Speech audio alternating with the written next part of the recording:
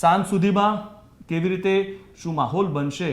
વરસાદી માહોલ તે આપણે જોઈએ તો સાંજ સુધીમાં 6 વાગ્યાની આસપાસ જે માહોલ છે તેમાં જે રીતે દક્ષિણ ગુજરાત બાજુ જે વહેલી સવારથી લઈને બપોરે પણ જે માહોલ હતો તેવો જ સુરત અને વલસાડ બાજુ જોવા મળી રહ્યો છે, પરંતુ જે સિસ્ટમ છે થોડીક આગળ જઈને એટલે કે મહારાષ્ટ્ર બાજુ ગયેલી જોવા મળી રહી છે, પરંતુ સુરત અને તેની આજુબાજુના જે વિસ્તારો છે અને વલસાડ અને તેની આજુબાજુના જે વિસ્તારો છે ત્યાં પણ વરસાદ જોવા મળી રહ્યો છે. તો સાંજ થતાં સુધીમાં વડોદરાની આજુબાજુ પણ વરસાદી માહોલ જોવા મળી રહ્યો છે. તો અમદાવાદની આજુબાજુ એટલે અમદાવાદ પર અને તેની આજુબાજુ જે વરસાદી સિસ્ટમ છે તે પણ અહીંયા